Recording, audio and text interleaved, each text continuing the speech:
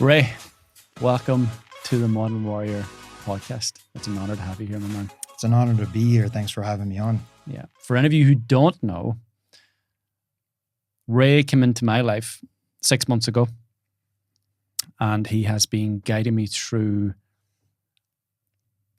a spiritual journey ever since. And the things that he has shown me and has brought up within me has completely changed my life. So thank you for being a part of this journey, and I'm excited for what's to come for both of us as we continue moving forward for the next 6 months, 6 years, 60 years, whatever it might be. 60 lifetimes. Yes, 60 lifetimes, And yeah. as we say, sorry, not sorry that I've come into your life. Yeah, exactly, yeah. You've come into mine as well. Sorry, not sorry. Yeah. We're here to teach each other. So this conversation, I feel, is so important because there is a shift occurring in the world today for people, for men. There's a lot of confusion in terms of what masculinity means today for men, how they're supposed to step up, how they're supposed to establish their purpose and to live through that meaningful way of life. So we'll navigate towards that a bit later on in the conversation. But before we get into the nitty-gritty of all that, let's talk a little bit about your experience and about your past and what's sort of brought you to where you are today. If you go back to your foundations. How far back would you like to go? As far back as you feel is necessary. Okay. To gain an understanding of the trials and tribulations that you had to overcome in order to be here today. Now, we only have an hour. Yeah. So, okay. So, well, first of all, as I said, thank you for having me here. I completely agree that we're in what I would consider a massive planetary polarity shift right now. And that is not to get too esoteric. It's just, we all know that this big marble spins on its axis. But many don't know that the impact that has on our systems, as we are made up of metals and water. And as that's evolving and changing, it's having an absolute powerful impact on our physical beings, men, women, children alike, animals. Everything is changing right now. And, as we can see with what's going on in the world right now, if you look at politics, or hopefully you're not looking at politics, but if you're looking at politics, or if you're looking at your local grocers, when you're going out to the store or the petrol station, you can see things are not what they used to be. Something has changed and shifted. But the good news is people are starting to talk again. That's the good news. When I'm in my late 40s, so I'll be 48 in June. I was born in the late 70s in the United States in New York. Not in the city, but I'll just give you the abridged version. I was born about 40 miles, or I guess 65 kilometers outside of Manhattan in a suburb, much like your suburbs here. And for me, it was a lot more nature than it was concrete jungle, right? However, I grew up in a situation where my parents divorced before I was 3 years old. And I remember the evening that my mother decided to leave. It was quite traumatic for all three of us. And I don't often talk about that scenario, only because it doesn't come up naturally, But asking me in a situation like this, I would say this. My mother protecting me, pulling me away from the father. My father had started a business that had started to become very, very popular. He was very busy. He had a partner, and he was pulled away from the house, as I understand it, very often. And this obviously tore the fabric of the family, with an expectation of a woman to be having dinner on the table when she had a toddler or an infant. And he'd come home, and not that he wasn't a demanding person in that regard. It was just an expectation from the way that he was raised, from the way that his father was raised, and his father, however far back we go. And she had a chemical shift when she was pregnant with me, my understanding, based on the way I grew up with her as an only child for how many years? You can see the throat is doing all sorts of weird things as we're talking about this. We manifest our realities from our throat. So it's interesting you're asking me these questions, and I'm clearing my own throat, and perhaps the throats of men watching this, because I believe that's one of the things that I've come to understand about who I am, is that some of us, as perhaps a little more intuitive than others, our lights are so big that when we walk into spaces where we'd often been rejected, it's because people are picking up on our light and they're rejecting that in themselves in the mirror, because the perverted male mindset just can't handle it. And the women are hypnotized by what the masculine society says is acceptable. So when my mother separated from my father, and I lived with my mother basically in poverty. I mean, not basically, we were like subsistence living. We were, poverty levels or below, rent controlled apartments. My understanding is that I slept on top of a kind of a do-it-yourself bed, which was on the top of a dresser in a one-bedroom apartment. My stepfather, who my mother was dating at the time after she left my father, he was about 19 or 20 years old. My mother was about 22. And he fashioned a railing around the top of a dresser and put a pack-and-play mattress on top of that and built me a ladder so I could climb down in the morning. And this one bedroom that I slept in was like a walk-in closet.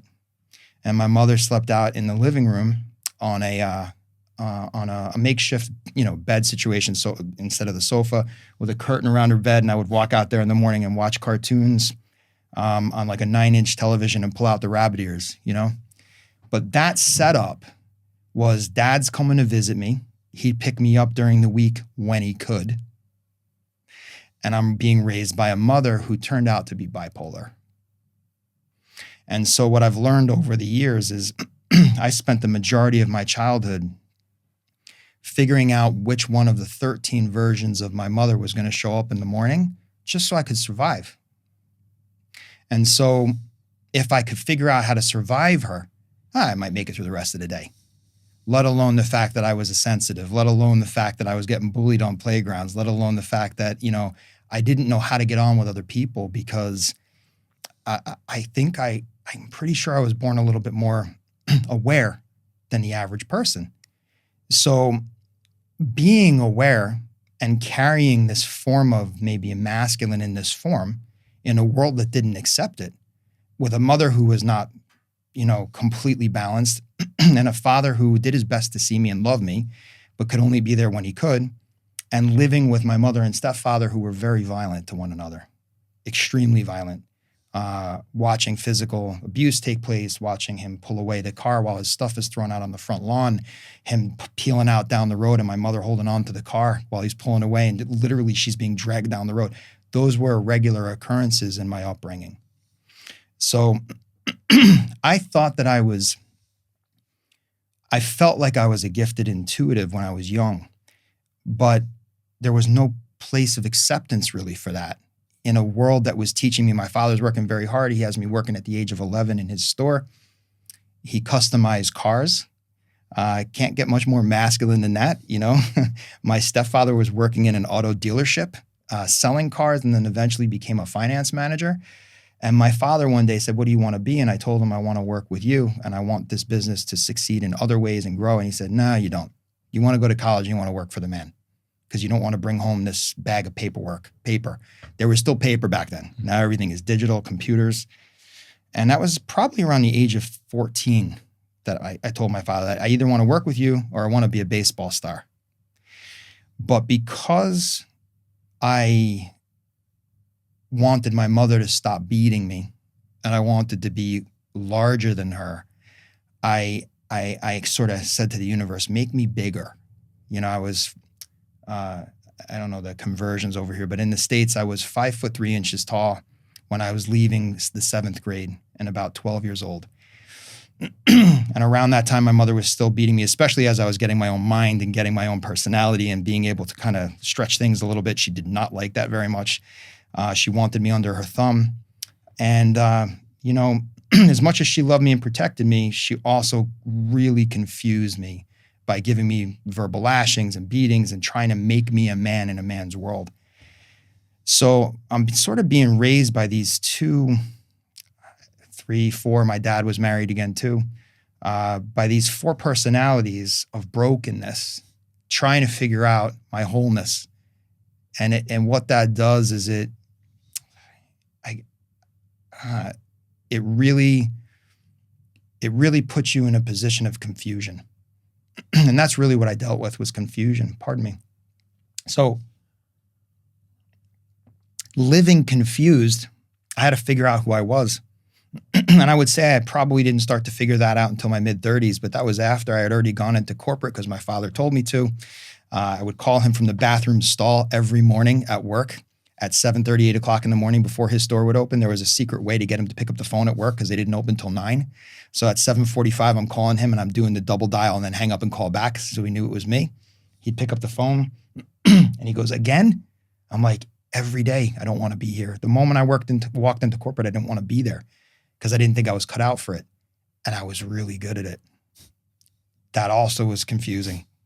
How could I be so good at connecting with people and getting stuff done and being, you know, analytically minded, but also being intuitive or being what some might call soft?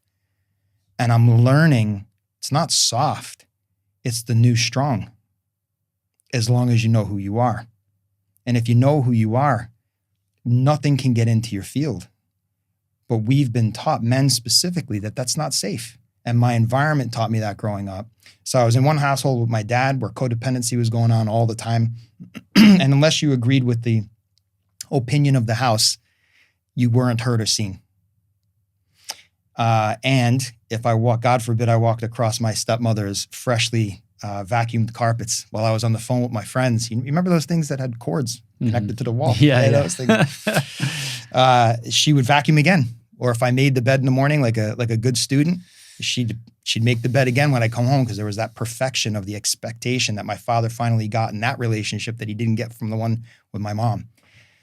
So my father didn't wind up having kids until I was 10 and a half. He had my brother. And then my mother didn't wind up having kids with my stepfather until I was 14 and almost 17. So I'm kind of like an uncle to these kids. I'm 10 and a half years, 14 and 17 years older than these guys.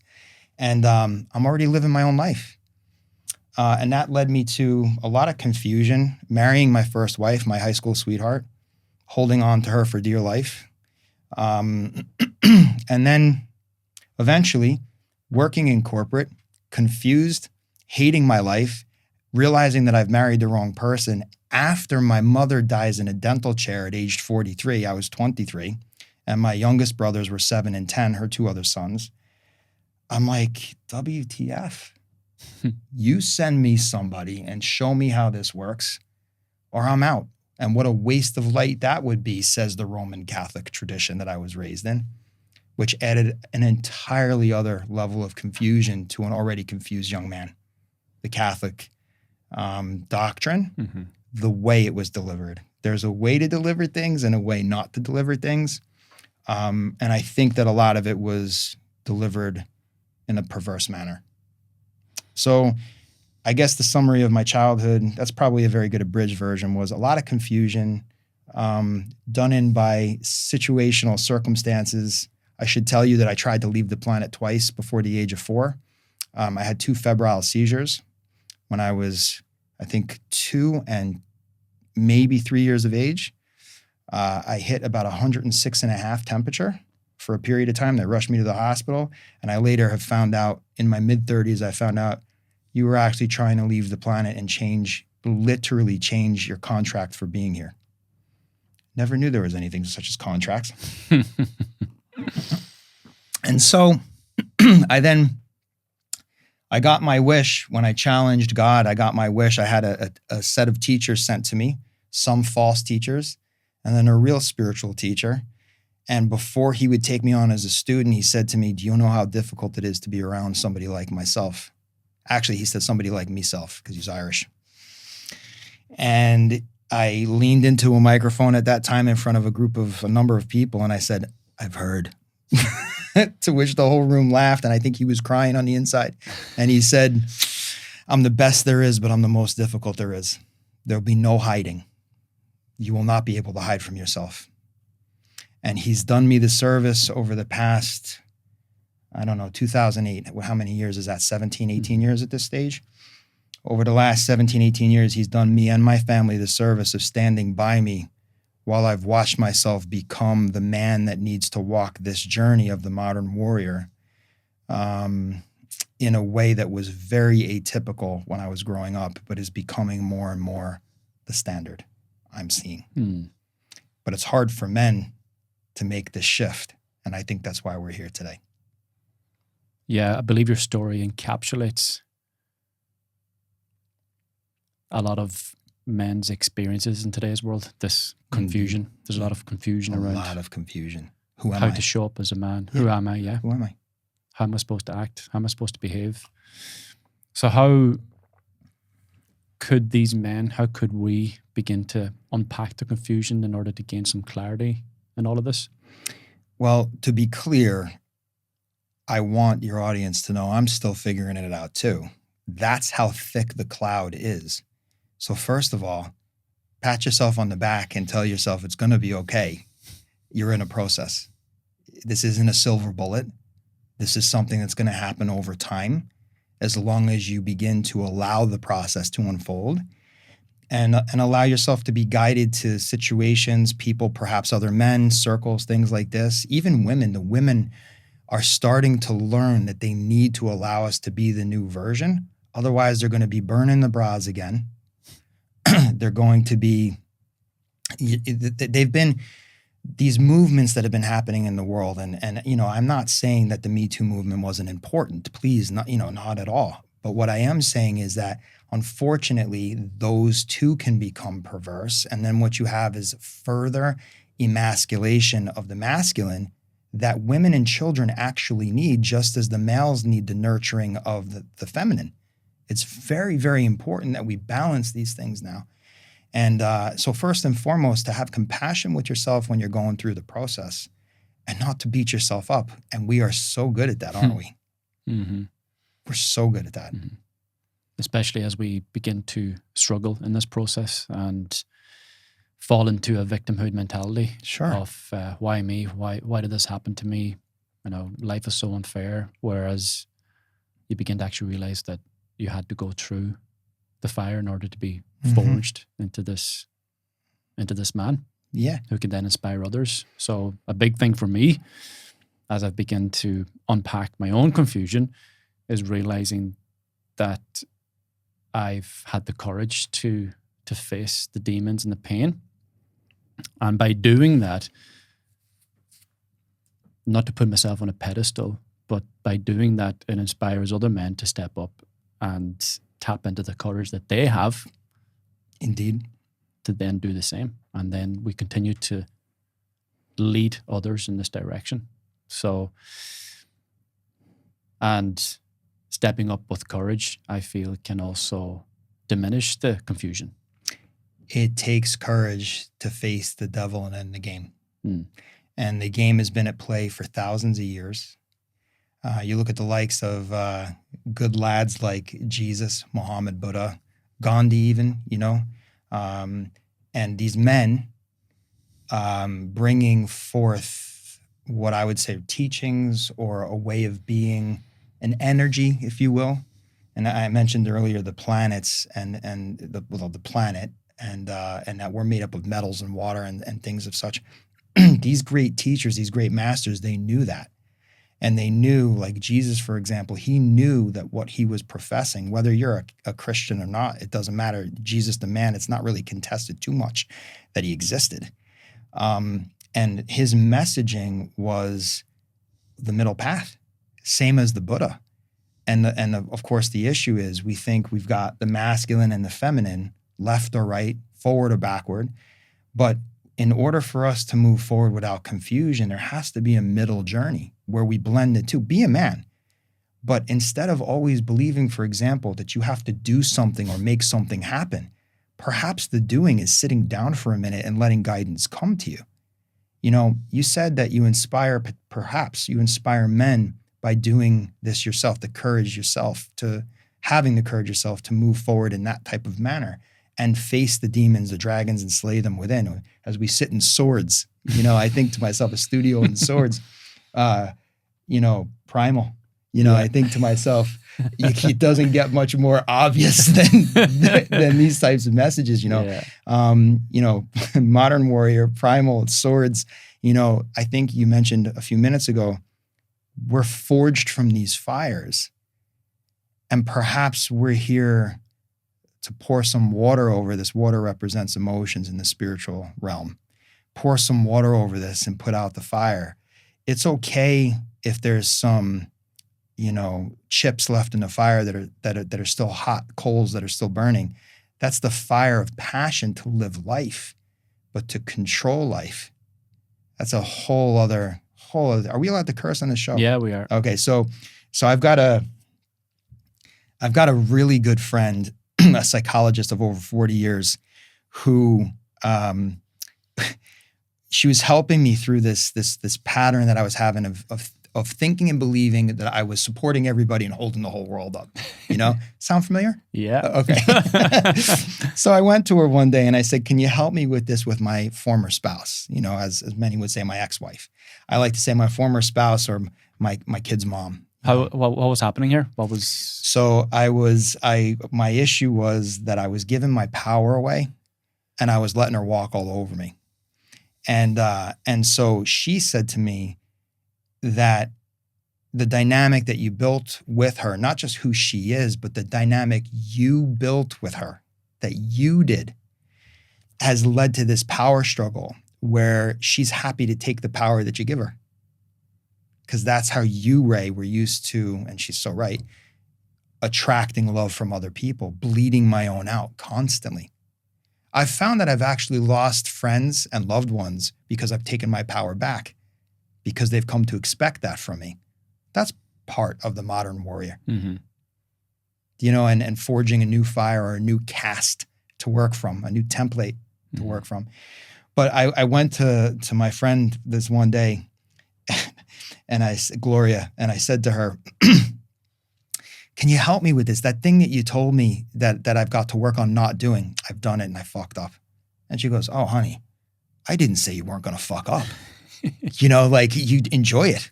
But like, at least if you can take a step back now and understand that you're observing the pattern now, you're not just in the pattern unconsciously anymore." It is said that the unconscious drives 90% of the reality that we're living right now. The subconscious, yeah. Literally how we're sitting in this chair, the colors that we chose to wear for this podcast, how we wear our hair, do we have facial hair? It's driven by the subconscious. Which tattoo am I getting today? It's subconsciously driven, 90% or more. If you move that needle to 89%, you've been a success in this life. And so Gloria was essentially saying to me, when I went to her a few years back on this, she said to me, you know, "Oh, you're going to fuck up, enjoy it. Enjoy the right." Guys love the doing, so just enjoy the fuck up, you know, and enjoy being in that space. And I was like, wow. And she says, "How does it feel to have permission to just be in that and not have to solve it in this moment?" I said, "You have no idea." And being given permission to be in a process and not have to solve it right now like a Rubik's Cube, oh my God, the pressure that takes off. I'm not used to this. She goes, "We'll get used to it." This is the difference between shame and surrender. You and I had a conversation the other day about shame, Mm-hmm. and what in this incredible men's retreat that we were a part of, right? So That you were leading. that I had the distinguished karma to be the leader for the week. Karma's, you know, both good and not so good, and maybe somewhere down the middle. But yes, I was leading a retreat in Wexford at a beautiful place called Creek and Wellness Retreat. A very powerful place. And we had a discussion about shame. Do you remember what we said perhaps might be the root cause of shame? Comparison. Comparison. To what? to how it's supposed to be. Who am I supposed to be? Exactly. What am I supposed to do? An archetype Mm-hmm. that doesn't even exist. Mm. If you break, whose archetype is that? Society's? Who's society? Who is society?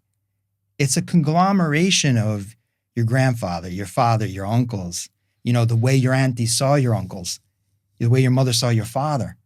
It's a conglomeration of an impossible complex that we're comparing ourselves to all the time that doesn't actually exist except in our valuing and belief systems. And what I found is, and what we talked about on this retreat was, if we decide that we want to change our values and belief systems, well, there is the silver bullet for the preparation for fertile soil to be in a process that maybe if you're a lucky enough guy, you get to allow to unfold. Mm. There's so much there. Mm. But we're not used to just sitting in a statement like that and just being for a minute going, well, if I took 30 seconds to just let this land on a live camera and other guys are watching this, how might that impact them? Mm-hmm. Wait a minute. They're not talking. Do they freeze? Hmm. Is this like a Zoom glitch? What's going on here? Because we're so programmed to believe that something has to happen in every moment or we are a what? Mm-hmm. Failure, yeah. Yeah, with a dominant mother growing up that way, who herself, I'm sure, had many belief systems about a perverted masculine and what that's supposed to look like. Can you define perverted masculine just to avoid any confusion with the audience? Sure. Perverted, right? We're not talking pedophilia here, right? Mm-hmm. We're talking carrying a belief system like fundamentalist, so far in one direction. Men look like this. Mm-hmm. The warrior, the Bushido code, samurai, strong muscle, dominant, mm-hmm. commandeering. I have found even the way that we're talking, the cadence of this conversation is the new masculine. That for me, I've never had to raise a hand to my children, and yet they know who's in charge when it comes to, listen, I'm steering the ship for this family right now.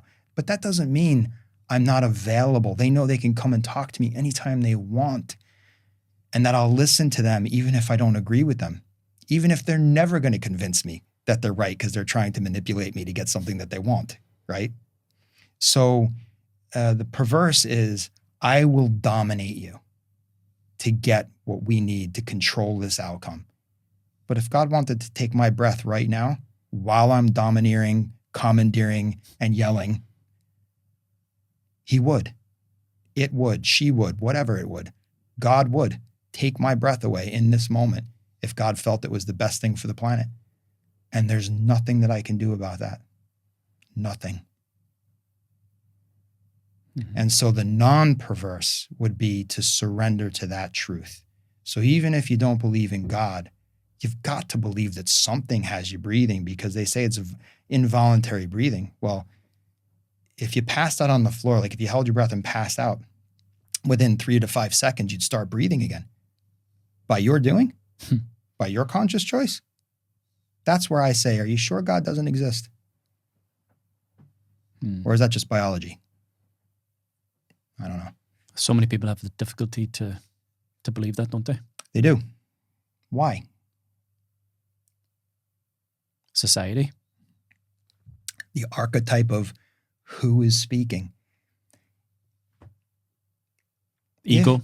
If you're not living your life, someone or something, society, will live it for you, right?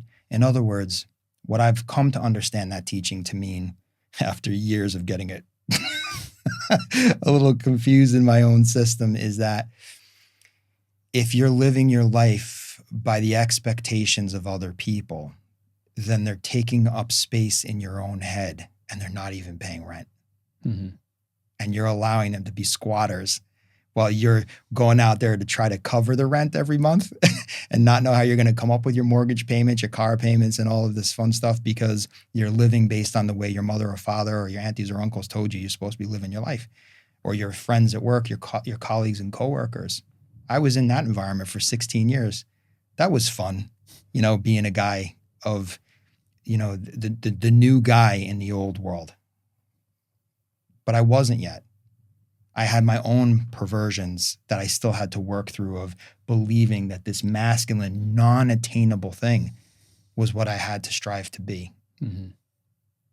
Yeah. Get on top of that career ladder. Right now. Yesterday. Mm-hmm. Yeah. Or make $100,000 as quick as I possibly can. That's another thing we're taught. Like, here's some other things. Like, here's some things that I think are perverse. When one door closes, another one opens. Come on. All the doors have always been open. Why is it just one door? Another one. So what, do we have a choice to choose a door? So or the choice is presented to us? Correct. Well, actually, you're presenting it to yourself. You've just forgotten that. You're commandeering a lot more than you think, but when you're doing, you're not in your natural state. You're distracted. And so whatever that thing is, the God particle or I very much believe in God, so that's where but like universal life force, whatever, I don't care what you want to call it. Whatever your God is, a cardboard. It's got no name anyway. Yeah, a cardboard cutout of Mike Tyson. If that's your God, I don't care. Whatever it is. But whatever that thing is, that supremeness above and beyond that has some kind of divine math in the chaos. If you sit still long enough, things like this will drop in. When one door closes, another one opens. Give me a break. I've got more than one opportunity if I just sit still long enough. And here's another one. You can lead a horse to water, but you can't make it drink. Have you ever been stubborn, Gavin? Yeah. Has anyone ever gotten you to be led to water that you didn't want to go to? It's bullshit. Mm-hmm. But we hear these sayings and these statements, think outside the box. What box? These are perversions of a masculine world that taught us you must think and believe these ways. 401k? How about 401 Krishna? Mm. Do you know, if I have nothing but my health, I have everything. But we're so driven by the almighty dollar and we forget that we cannot serve two gods. That's really what's driven this perversion, as you asked a few minutes ago. I think we've become this doer, hunter, gatherer, protector. And what's really confusing, and probably we should get into at some point, either today or some other time, is men are built to lay pipe. And it's like, how do I live from here when there's another part of me speaking all the time? From your heart, for those who can't see. Yeah, from your heart, for those who can't see. Yeah. How do I live from the heart when there's another part of me driving me? Well, the more you sit still, I've come to learn, the more you draw to you. I was, before I came here today, I didn't know what the topic exactly was going to be. Gavin set me up. I didn't know what the topic was going to be, but I love this. I actually set you up. I love the off the cuff stuff, but I was thinking, if men could realize that it's not about the way we pierce situations. If you think of men and women, a man's job is to pierce the situation, right? Doing, piercing, getting stuff done, commandeering, right? Commanding. If we could realize how powerful our energy is when we sit still, we forget that we're not just a doer, we are an antenna, a powerful antenna. And when we can sit still enough to receive through that antenna, it ripples out like the men that you were talking about before. If we can have a grounded conversation like this today, hence the color black, if we can have a grounded conversation like this, perhaps another man will pick this up, or woman will pick this video up, this podcast and view it and go, wow, they're just two guys being. It's having such a profound impact. Now, it'll be subconscious in the 90%, but it'll get into their system, into fertile soil. And it'll show them that there's another way to be. And it doesn't have to be this doing this. I remember the first time you and I were on a call together, and I just challenged you to look under a rock. And under that rock, you found your entire future wrapped up in a single event at the age of 3. Now, isn't it interesting that we can work with therapists, we can work with coaches, mindfulness teachers, but it takes the right lock and key to get the combination code correct to have that moment where then we have a decision. Do I run for the mountains like I want to, or do I have the courage to face the devil and end the game? I believe after that I was beginning to run, wasn't I? And you pulled me back. Just for the audience, no.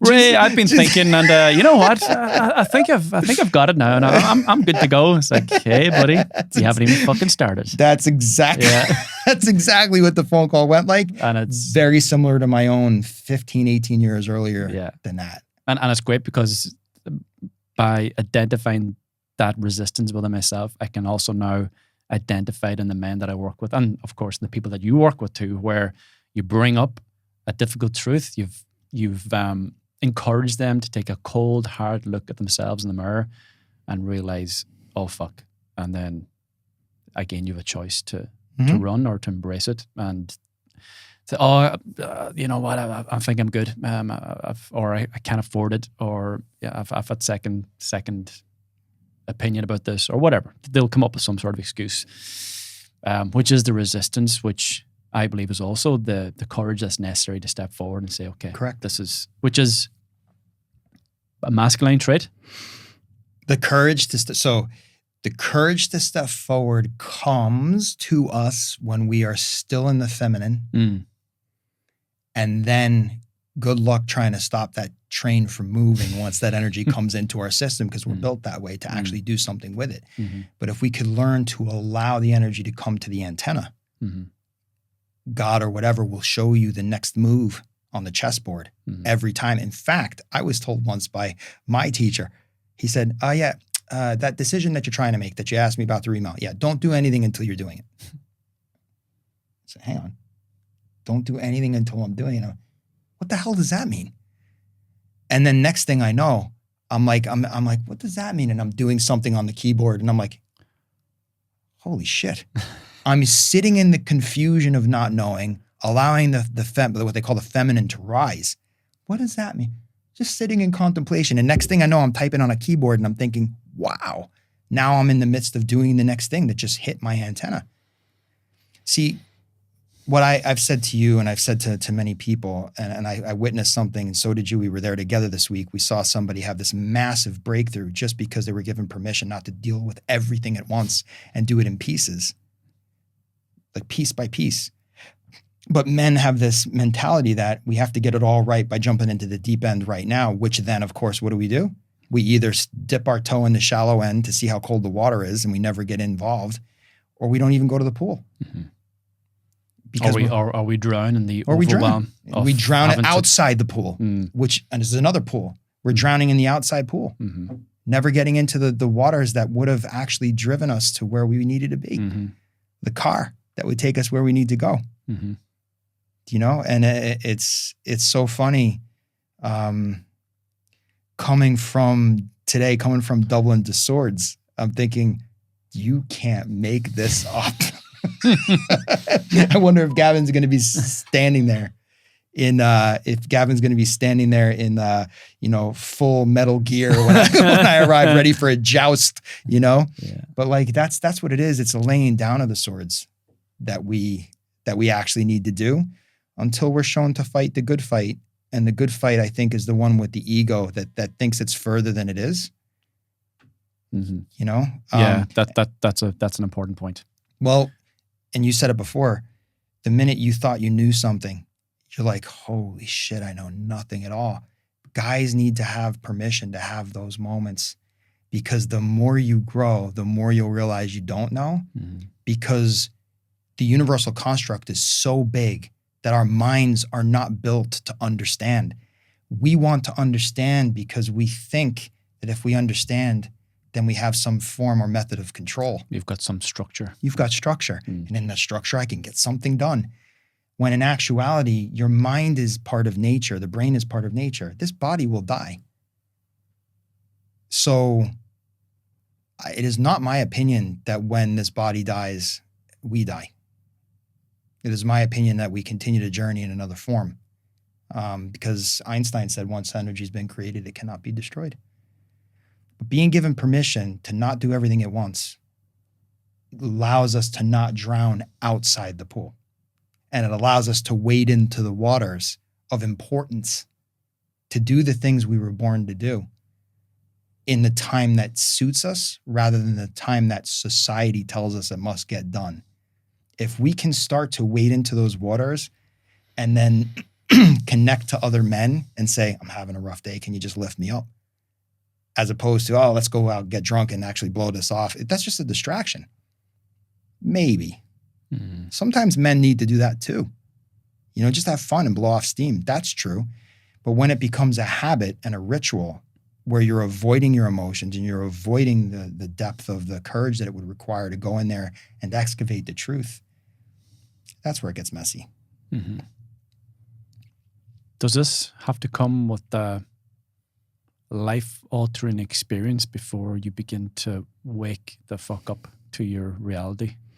If you're watching this podcast right now, I would say you've already had a life-altering experience. And what if you had a life-altering experience and you've made some great progress, your life is in a better place, and then you say, like I mentioned before, I've got this now, I'm good. And then you continue this pattern of this new existence, which ultimately you've come from maybe level 1 to level 2, but there's like 100 fucking levels here. 100 million. 100 million So don't allow that, please. Anyone watching this, please don't allow that to scare you. Because I said earlier, if you move the needle just 1%, 1/1000th of a percent, you've been a success in this lifetime. See, it is my belief that we've had lifetimes of practice and that we come here lifetime after lifetime because it's so hard to get it right and move that needle. That's what I believe. Now, right or wrong, it guides me in a way that helps me to feel safer in the process. So what's wrong with that? Mm-hmm. As my friend said to me, you're going to fuck up. Enjoy the journey. Because now that you're observing it, it is said that once it becomes observable. So I'm a certified neuro-linguistic programming practitioner. And NLP teaches that once something becomes observed by the conscious mind, because the objective of NLP is to bring the unconscious to the conscious and model success. Right? To get out of loops of limitation and failure. Like I think there's a book called Failing to Succeed. I haven't read it, but I love the title. And every time I think about it, I'm like, of course, the double entendre of the word, right? Failing to succeed. You fail to exceed, meaning to succession. So as long as you're giving yourself permission, chances are, if you're watching this podcast, you've already had some life transformative experience. Now, don't hold back. Reach out to somebody like Gavin or somebody like myself and say, hey, I think I need to go a little deeper. How do I do that? And if we, the guys that are leading other guys, if we're patient, they will come into their own. But every once in a while, you've got to show them that they're bullshitting themselves, because if you don't, they won't actually trust you. Because that's another programming that we've had. Is that we need to be challenged by the guy that's standing in front of us, or we believe they're full of shit. Mm-hmm. So we have to be courageous enough to use the old programming in a conscious way to get in, because they have no benchmark for anything else. Mm-hmm. They're used to being treated the old way. But if we use it consciously, we actually flip the script.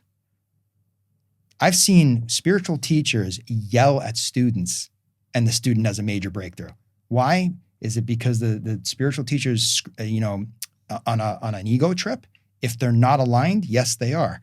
If they're an aligned teacher, they have actually tapped into the student intuitively, psychically, whatever you want to call it, and go, oh my God, they were so abused. They have no benchmark for learning and breaking through unless they get yelled at.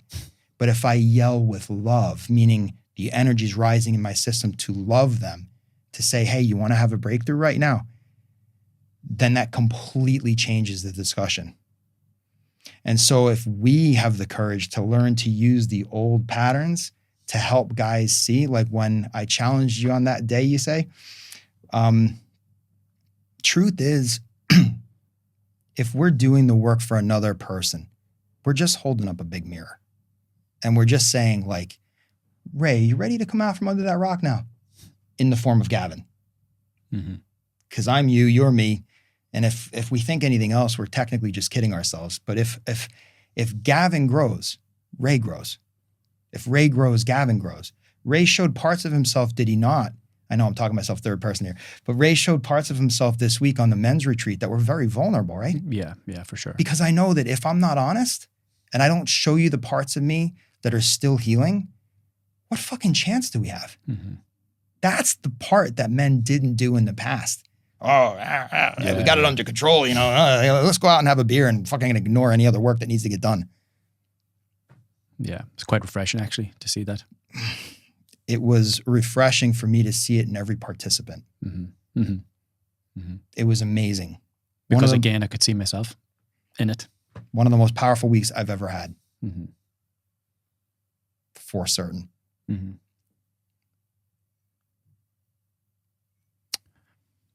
Yes. So are you saying that this hunter-gatherer type of masculine man needs to be parked in a certain way to allow something else to come in? Or do we integrate these parts? Do not deny who you are, how you were built. You are a hunter-gatherer. That is how you were built. Protector, supporter, provider. But when you understand that something bigger built you that way, that's the thing that's in control of whether or not you get a kill on the hunt today. It's not you making the deer appear in the woods, the stag. It's God allowing the deer to appear in the woods and God guiding your arrow and your bow and your quiver, that you don't drop your quiver before you get an arrow on the bow, that your arrow and bow don't malfunction.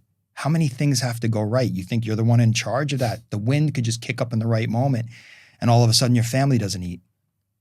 So you have to be the hunter-gatherer, protector, provider, understanding that you're just being those things, not doing those things, and that another more powerful thing than you has got control. That if it took your breath while you're pulling back the arrow, that's it. Family doesn't eat, you don't eat, everybody dies. And on some level, that has to be okay. Otherwise, you're never going to break through. I was talking to a guy just the other day. I've been talking to these very powerful CEOs, and this guy is telling me about this acquisition that his company was about to go through in the next few days. Do you know, he got on a discovery call with me. At least, I thought I was getting to know him, but he thought it was a discovery call. He wanted me to pitch him right then and there. And I wanted to know who he was, but he's not used to that. He didn't look at me once in 35 minutes until I said to him at the 22-minute mark, it's interesting that you haven't looked at me one time during this discussion. And then he looked up for me. He goes, I'm just working on something important. I'm like, then why did you take this call? And he said, well, I took this call because I'm spending $500,000 a month on ad spend for this website that I'm trying to sell and we're not getting enough traction and blah, blah, blah. I said, because you're pitching the wrong shit. You're pitching the old way. He goes, no, it works. It works. I do this all the fucking time. I'm like, it worked, but your problem is it's not working well enough. And that's because you don't know your audience well enough. You don't have the avatar pegged correctly. See, I can put on the business hat too. I'm not just the intuitive and whatever else. This guy is spending $500,000 a month. He could literally spend $10,000 a month and get better traction. It's because he doesn't know himself. He doesn't know himself. And he doesn't know his power by just sitting still. If he knew his power of just sitting still, he would attract people. He does not believe that at all. Of course. The typical man. Typical man. He doesn't believe it at all, to the point that he couldn't even make eye contact with it. Marketing doesn't work for me, typically, in the past. I was born more awake than the marketing system is today. And because of that, I've had to learn to navigate without marketing working, without social media. Could I do social media more? Sure. But I'm working on other things like this myself, you know? And I'm like, I'm attracting what I need at this time. Who knows? Maybe your podcast winds up putting us on a stage together somewhere and we're talking to 10,000 people. Great. I've talked to 7,700 people already. And I've had the ability to be in front of, you know, stages, podcasts, you know, things like that. But I learned that if I'm reaching constantly for the fruits, the hand that reaches creates the wind that pushes the feather away. So the more I sit still, the more comes to me. The more that comes to me, the more that I'm able to convey information with you like this, dialogue like this, because none of this was scripted today. None of it. And yet I feel so comfortable sitting here with you because I feel like I'm just talking to a brother. Because you are. Because I am. Lifetimes. I saw Gavin. Gavin and I have been working together for a while now. And I've seen him in person live for the first time on this men's retreat, which was very amazing and refreshing. And one of the first things he says to me is, "It's good to see you after so many lifetimes, brother." And we just had a chuckle because we both know there's some form of truth to that because you can feel it. And what my hope is anyone who sees this sort of feels that within themselves as well. And if you're not already working with somebody, that you reach out for help because honestly, we need each other. I need you. I need you as much as you think you need me. I'm flat out telling you that right now. Just like I needed Gloria, Gloria needs me. You know, my wife, who is chill enough to hang out in the hotel while I come here with you today, you know, as we're in Dublin for a few days. Amazing how this just happened to work out. Our buddy, the studio manager here, owner, he had just enough time for us today. I mean, what are the odds that it just lines up without us doing anything? You know, how many cars do we have to be locked out of? How many situations do we have to actually believe we're actually in control of before we relinquish control and we're led to where we need to be to drop our swords? Yeah, just to add some context to that, I was due to leave the retreat center yesterday. And were you? I thought, but again, something else interjected that, and the battery died in my car. And I couldn't gain access to the car because the key was locked inside the car. You had the manual remote. Key. Had the remote, but the battery was dead. The battery was dead in the remote. The manual key was inside the car. Couldn't open the door. And it allowed me enough time to embrace simply being in that place and realizing, hey, like these things aren't a coincidence. There's something in this that's delivering a message to me to just be here a little bit longer and allow the processing of the week. And then the car is working fine today. Car's working fine today. Yeah. You know, what's really funny and interesting too is how many times were we sitting together with the other men during the week and all of a sudden we'd hear a creature come to the window. What was it? Do you remember? Was the bumblebee? Yeah. Yeah. Yeah. And as we were talking, we just need to learn to be. There's a bzzz, you know, like it's like, you can look, does coincidence exist? Yes, for people who need to believe it. That's how I live my life. So when I'm on the phone or a Zoom or something with a guy who's got a merger and an acquisition, he's making millions of dollars a year and blah, blah, blah. And he's totally unhappy and he thinks he's happy. He's not at all. And when I ask him what makes him happy, he's like, I said, are you happy? He said, yeah. I said, what makes you happy? He goes, I don't know. I said, then you're not happy.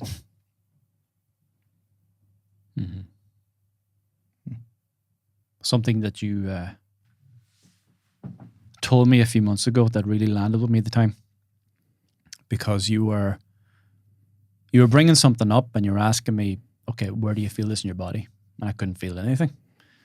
And you said, you're disconnected from your heart, too much in your head. And as these hunter, gatherers, protectors, the person we're often trying to protect the most is ourselves. And when we're always protected, we're never connected. So there's this disconnection between the head and the heart. And for me, in my own routine or practice, allowing myself to simply be has reestablished, or it's reestablishing the connection between my head and the heart. Fab. Fab. And begin to live from a place of, again, integrity, love, purpose, and relinquishing control of things that happen or don't happen, like having to leave creaking at a certain date and then something else saying, no, you're not supposed to go yet. Clients not paying us on time and all that wonderful stuff too that we are not in control of, right? You know, it's like we want to be in control. We vie for control. The control is coming from the head though, isn't it? It is coming from the head. If we'd open up, like I had a client saying to me yesterday, she was saying, this deal went, she's a realtor. She said, this deal went through, I never thought was going to go through and blah, blah, blah. And then I said, yeah, but now you're going to ask me, Ray, if I didn't focus on that with fear that the deal would go through and do all the things that were necessary to make it go through, it wouldn't have happened. And I said, right. And so it went through and she goes, right. So me being in fear is serving me. And I went, it is. Because now you only got that deal. Not all the other ones that were out there too, if you hadn't been worrying. So fantastic. Well done. You know, you focused on that one with fear and you got it. But we limit ourselves. But you limited yourselves to the other doors that are open that you're not remembering because you're fighting a battle with your sword. You're not laying the sword down and when you've got a sword up, you know, you've got a force field up actually, literally.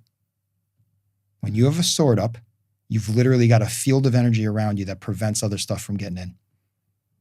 That'd be like tantamount to me sitting here like this with you the entire podcast. Yeah, with your arms crossed, yeah. Yeah, because I'm blocking my heart energy and I'm bypassing. Unless I'm sitting in a spiritual mudra for a purposeful reason. That's different. I've come to understand. But yeah, generally speaking, when we sit with our legs or arms crossed when somebody's talking to us, it's because we're either saying to them or to ourselves, fuck off. And I would debate this point with you. When we're helping somebody else, you said generally I'm almost always, you know, helping aspects of myself. Always, actually. You're helping your son, you're helping your daughter, you're helping your wife, you're helping me, taking out my dirty laundry this week and everything else for me. This guy became my car service because I was trapped at Creek and leading a men's retreat and I didn't have a car or a way to get there. And this guy's like, I'm Irish. I've got a car. You know, I'll take care of it. And he would do anything for me, even just take out my dirty laundry and then go pick it up for me. And then say to me, it's been cleaned. Yeah. And I'm like, okay, what messages does this guy have for me? What's the message in that? Yeah. And then his battery died. Yeah. Wow. They say that the house and the car, they represent the body.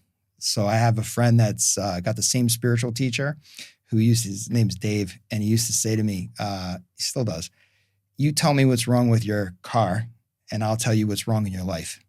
I'm like, windshield wipers. He's like, what's wrong with your vision? I said, transmission. He said, having issues changing gears, are you? And I said, engine. He said, your adrenals depleted. I said, pistons. He said, you're running yourself rampant and you're trying to create fires that probably need to be put out. I said, tires. He said, really? He's like, your soul, you know, the soul, the soles of your feet or your soul, you know, you need to slow down. You're wearing yourself out. And that was the car. If I could get into the house, you know, like leaky pipes and all this other stuff. And very, very interesting. I don't believe in coincidence. I believe that it needs to be used when I'm talking to someone who needs to hear it. And that's also the understanding that this conversation is not going to land with certain people. And that's okay too. Oh yeah. I should have said at the beginning, if there's anything that I say, including God, that rubs someone the wrong way, please toss it out. I'm not looking to convert. I'm not looking to convert anybody, create cookie cutters. I'm not even here to gain followers. You know, I'm here because somebody asked me to be here with them today, somebody that I trust and respect.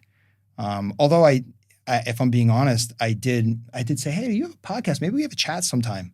I actually threw that out there as a, for instance, never thought I'd find myself in Dublin here in the studio with you live. That worked out kind of amazing, you know, but yeah, I mean, my favorite part about this discussion is how you and I have just been sitting, chilling, and having an awesome chat. And yet so much is happening that we're not doing. And yet we're the door through which it's occurring. You are the door, not the doer. With the Irish accent, it gets a little tough there. Doer.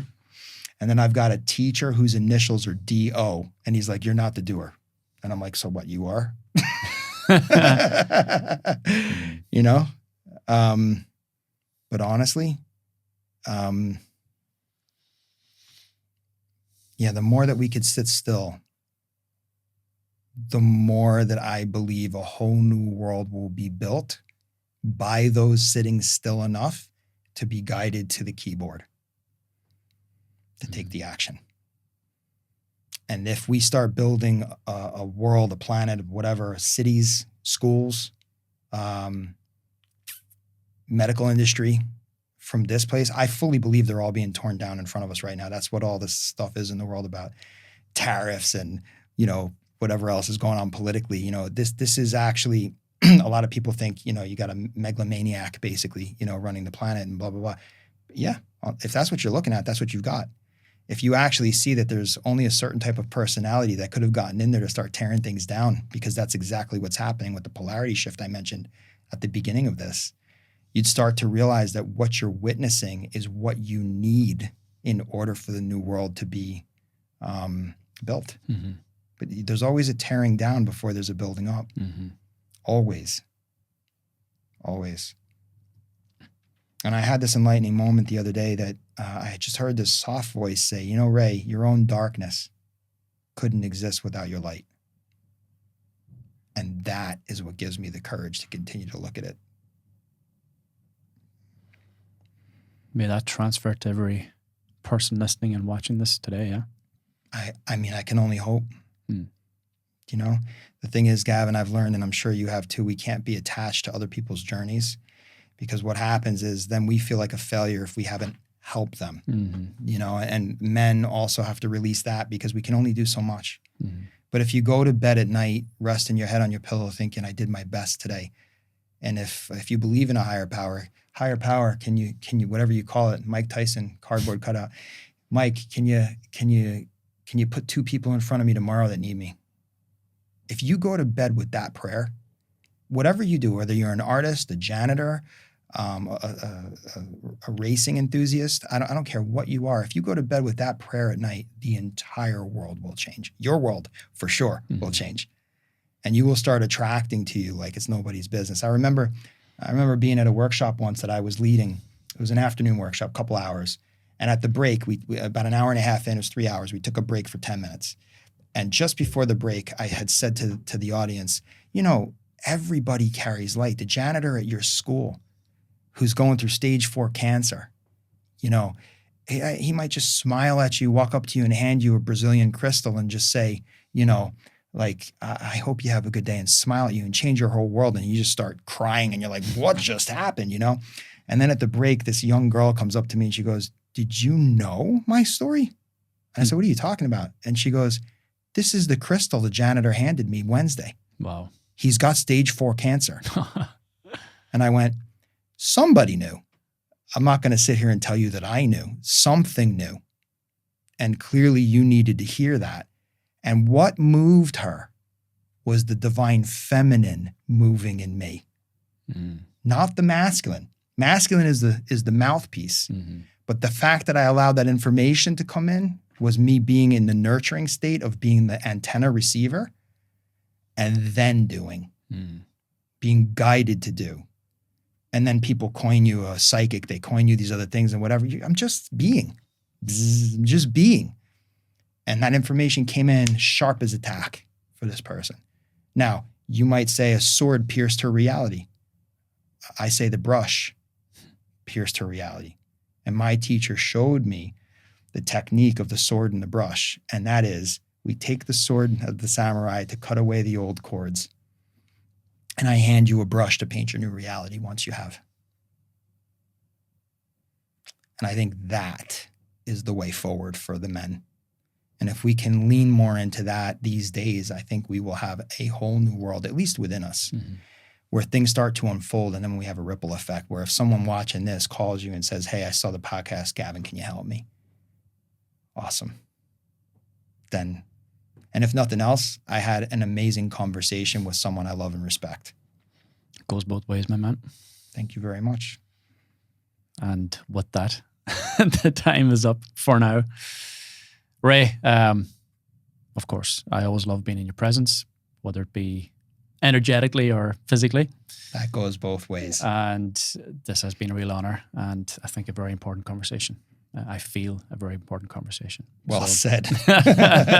Before Good you correct catch. me. Yes. No. I'm learning. I'm still learning. Yeah. So am I. Yeah. Thanks for having me. For anyone listening to this, where could they find out more about you, potentially reach out to you, work with you? Give us some details there. Sure. There's a couple of ways. I've got my own website for those seeking like spiritual truths and stuff like that. That's called, that's my namesake. It's called rayrolando.com. But my wife and I, my wife Colby, hi Colby. My wife and I, we run a business called Elevate Well. And that website is elevate-well, WELL.com. And yeah, there's multiple ways on both those websites to get in touch with us through email. I think info and support at both those web addresses would work. And then, if you need my help, I would be honored to help you. But I can tell you, you've also got an incredible being sitting right here in front of you, who you could utilize more. But we're all cut out for different things. And I think together, you and I are going to make tremendous impacts. And I think we're already doing that here today. And I'm very, very grateful that you called me here. I don't care that it was last minute. It wasn't in my book. It was exactly when it was supposed to happen. But I'd be honored if somebody reached out from this podcast and say, hey, I could use your help. I'm here for you. Yes. Brilliant. If you have the courage to do so. You have the courage to do so. You just got to find it within yourself. Definitely have it. You not only do you have the courage, I would stake a bet that it's your calling. Yeah. See, there's the challenge in the fitness gym. That's the mic drop. Thank you so much, Ray. Thank you too, my friend. Until next time. Until next time.